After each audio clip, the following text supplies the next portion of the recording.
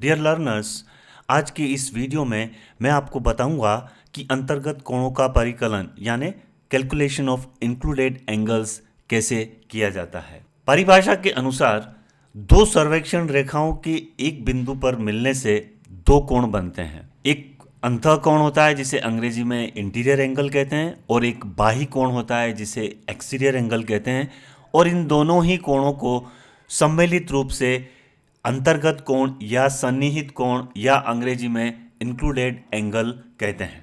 अब dear learners, बात यह आती है कि इस अंतः और बाह्य कोण को कैसे पहचाना जाए। बहुत सरल है। जब हम प्रिज्मीय कंपास द्वारा क्लोज टावर मेथड से सर्वे करते हैं तो बंद पारगमन में दो संलग्न भुजाओं के मध्य भीतर की ओर यानी अंदर की ओर के अंतर्गत कोण को अंतः कोण तथा बाहर की ओर बनने वाले अंतर्गत कोण को बाह्य कोण कहते हैं। दो सर्वेक्षण रेखाओं के बीच का वह कोण जो 180 डिग्री से कम होता है अंतः कोण यानी इंटीरियर एंगल कहलाता है, तथा जो कोण 180 डिग्री से अधिक होता है वह बाह्य कोण यानी एक्सटीरियर एंगल कहलाता है। आइए डियर लर्नर्स, इसी बात को हम इस चित्र की सहायता से समझेंगे। आप इस चित्र में देख रहे हैं कि प्रिज्मीय कंपास द्वारा बंद पारगमन विधि से प्राप्त दिक्मानों को शीट पर प्लॉट करके यह चित्र हमें प्राप्त हुआ है। अब आप इस चित्र में देखिएगा कि दो संलग्न भुजाएं यानी A B C D E जो सर्वे स्टेशंस हैं, इनको मिलाने वाली जो सर्वे रेखाएं हैं, इनके अंदर यानी इनके भीतर लाल कलर से दिखाए गए सारे कोण अंतः कोण हैं जिन्हें हम अंग्रेजी में इंटीरियर एंगल्स कहते हैं। ओके, और इन सर्वे रेखाओं के बाहर की तरफ जो आप हरे कलर से जो कोण देख रहे हैं यानी दो संलग्न सर्वेक्षण रेखाओं के बाहर की तरफ जो कोण बन रहे हैं जिन्हें मैंने हरे कलर से दिखाया है, ये सारे बाह्य कोण हैं। अब आप यह भी ध्यान दीजिएगा यहाँ पर कि दो सर्वेक्षण रेखाओं के बीच का वह कोण जो 180 डिग्री से कम होता है अंतः कोण कहलाता है, इंटीरियर एंगल कहलाता है। तो आप देखिएगा कि जितने भी ये अंतः कोण हैं जो कि लाल कलर से इस चित्र में दिखाए गए हैं, इन सब का मान 180 डिग्री से कम है। और आप यह भी ध्यान रखिएगा कि दो सर्वेक्षण रेखाओं के बीच का कोण यदि 180 डिग्री से अधिक होता है तो वो बाह्य कोण होता है। तो आप इस चित्र में देखिएगा कि जितने भी हरे कलर से जो बाह्य कोण दिखाए गए हैं उन सभी का मान 180 डिग्री से अधिक है। डियर लर्नर्स, अब हम इस प्रश्न की सहायता से अंतर्गत कोणों की गणना कैसे करते हैं ये सीखेंगे। आप देखिएगा इस प्रश्न में 5 सर्वे लाइन है, A B B C C D D E और ई ए, और इन सर्वे लाइंस के सहारे जो फॉरवर्ड बियरिंग यानी अग्र दिक्मान और जो बैकवर्ड बियरिंग यानी पश्च दिक्मान लिए गए हैं वो इस प्रश्न में आपके सामने है। जब आप इस दिए गए प्रश्न के अनुसार A B B C C D D E और ई ए सर्वेक्षण रेखाओं के सहारे जो फॉरवर्ड बियरिंग और बैकवर्ड बियरिंग आलेखित की गई थी उसको जब आप ड्राइंग शीट पर चांदे यानी प्रोटेक्टर की सहायता से जब प्लॉट करेंगे तो आपके सामने इस तरह का डायग्राम आएगा। आप इस चित्र में देखिएगा कि हर सर्वे स्टेशन के ऊपर जो मैंने लाल कलर से जो रेखा खींची है सीधी, वो अपनी चुंबकीय यामोत्तर यानी प्रिज्मीय कंपास की नॉर्थ साउथ दिशा दिखाने वाली चुंबकीय यामोत्तर है। इसके सहारे आप देख रहे हैं कि ग्रीन कलर से जो एंगल बना है वो फॉरवर्ड बेयरिंग है, अग्र दिक्मान है और वो 47 डिग्री है। इसी तरह से भूरे कलर से जो कोण दिखाया गया है ए सर्वे स्टेशन पर वो ए की बैकवर्ड बियरिंग है यानी ए का पश्च दिक्मान है जो कि 143 डिग्री है। इसी तरह से बी सर्वे स्टेशन की जो फॉरवर्ड बियरिंग है हरे कलर से दिखाई गई है 106 डिग्री है, बैकवर्ड बियरिंग 227 डिग्री है। सी सर्वेक्षण अवस्थान की फॉरवर्ड बियरिंग हरे कलर से दिखाई गई है 194 डिग्री है और बैकवर्ड बियरिंग 286 डिग्री है। डी सर्वे स्टेशन की फॉरवर्ड बियरिंग जो है वह 260 डिग्री है, जो कि हरे कलर से दिखाई गई है, और बैकवर्ड बियरिंग जो है वो 14 डिग्री की है। इस सर्वेक्षण अवस्थान की जो फॉरवर्ड बियरिंग है वो आप देखिएगा हरे कलर से 323 डिग्री, और जो बैकवर्ड बियरिंग है वह 80 डिग्री यानी 80 डिग्री है। स्पष्ट है कि इस चित्र के द्वारा हमने सर्वेक्षण रेखाओं के अग्र दिक्मान यानी फॉरवर्ड बियरिंग और पश्च दिक्मान यानी बैकवर्ड बियरिंग को स्टेशन यानी सर्वेक्षण अवस्थान के अग्र दिक्मान एवं पश्च दिक्मान में बदल डाला है। डियर लर्नर्स, अगली स्टेप में अब आपको अवस्थान यानी स्टेशन के अग्र दिक्मान फॉरवर्ड बियरिंग एवं पश्च दिक्मान बैकवर्ड बियरिंग का अंतर ज्ञात करना है। स्टेशन ए की फॉरवर्ड और बैकवर्ड बियरिंग का अंतर 96 डिग्री है। बी सर्वे स्टेशन की फॉरवर्ड बियरिंग और बैकवर्ड बियरिंग का अंतर 121 डिग्री है।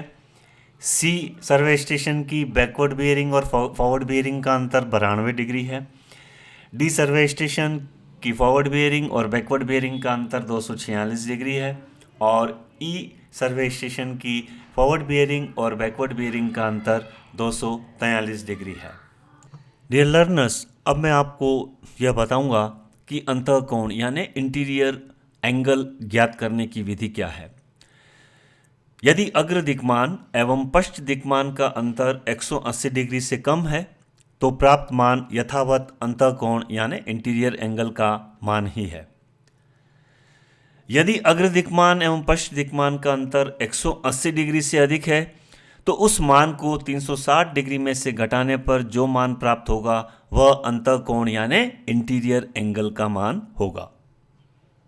डियर लर्नर्स, इस विधि के अनुसार अब आप देखिएगा कि सर्वेक्षण अवस्थान ए, बी और सी, इन तीनों ही सर्वेक्षण अवस्थानों की फॉरवर्ड बियरिंग और बैकवर्ड बियरिंग का अंतर 180 डिग्री से कम है, और नियमानुसार यदि अग्र दिक्मान एवं पश्च दिक्मान का अंतर 180 डिग्री से कम है तो प्राप्त मान यथावत अंतःकोण का मान ही होता है। तो हमने अंतःकोण वाले कॉलम में उस अंतर को जो कि 180 डिग्री से कम है और जो कि हमारे लिए अंतःकोण है, इंटीरियर एंगल है, हमने उसको as it is interior angle वाले कॉलम में लिखा है 96 डिग्री, 121 डिग्री और 92 डिग्री। ये ए, बी, सी सर्वेक्षण अवस्थानों का इंटीरियर एंगल है। लेकिन अब आप देखिएगा डी सर्वेक्षण स्थल पर जो फॉरवर्ड बियरिंग और बैकवर्ड बियरिंग का अंतर आया है वह 246 डिग्री है, जो कि हमारे नियमानुसार फॉरवर्ड बियरिंग और बैकवर्ड बियरिंग के अंतर 180 डिग्री से अधिक है। और जब यह अंतर 180 डिग्री से अधिक होता है तो नियमानुसार हम 360 डिग्री में से उस मान को घटाते हैं। तो यदि हम 360 डिग्री में से 246 डिग्री को घटाएंगे तो जो प्राप्त मान आया है 114 डिग्री, वो हमारे लिए इंटीरियर एंगल यानी अंतःकोण होगा। किस सर्वे स्टेशन का? डी सर्वे स्टेशन का।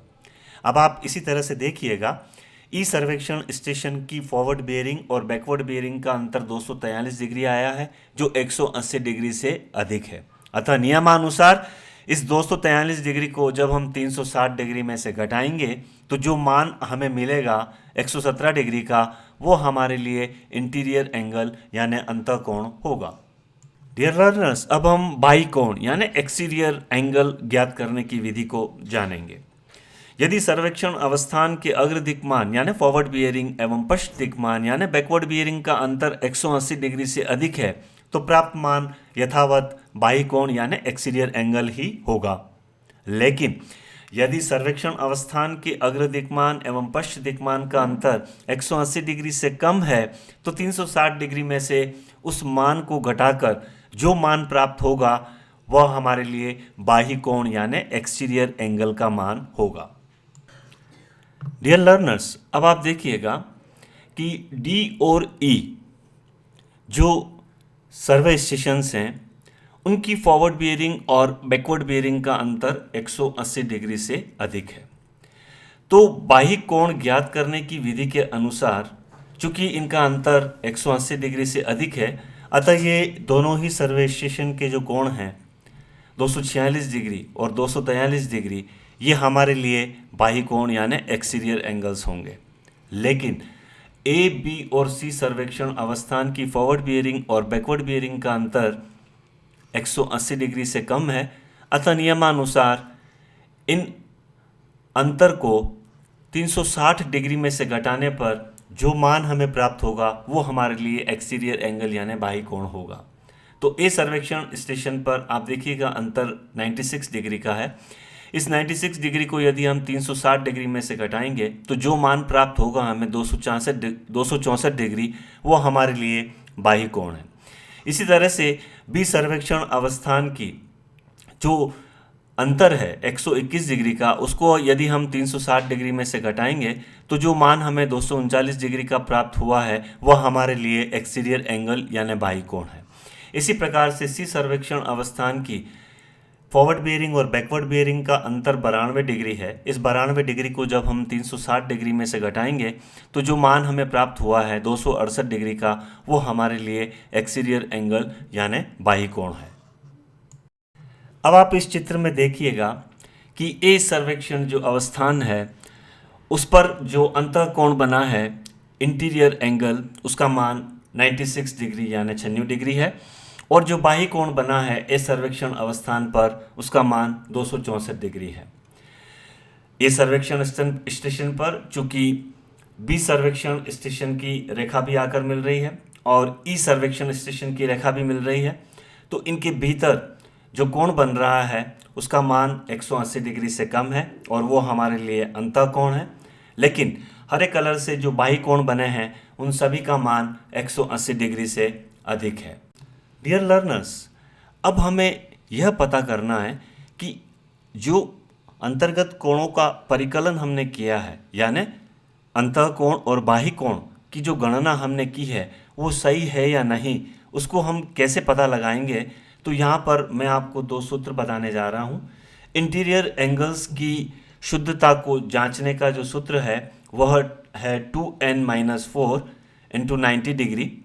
अब यहाँ पर जो n है वो n है नंबर ऑफ सर्वे लाइंस कि आपके क्लोज ट्रावर्स यानी बंद पारगमन सर्वेक्षण विधि में आपने कितनी सर्वेक्षण रेखाएं ली है।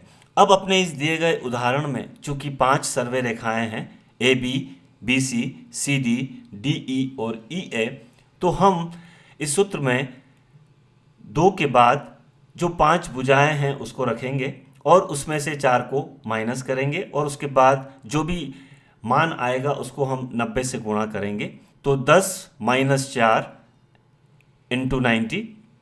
अब 10 में से 4 गया तो 6, तो 6 को जब हम 90 से गुणा करेंगे तो हमारा जो मान आएगा वो 540 है। और यहाँ हम इंटीरियर एंगल्स की जब गणना करके उनका योग करेंगे तो उसका मान भी 540 आ रहा है। इसका मतलब अंतर्गत कोणों की जो परिकलन जो गणना हमने की है वो अंतः कोण के लिए बिल्कुल सही है।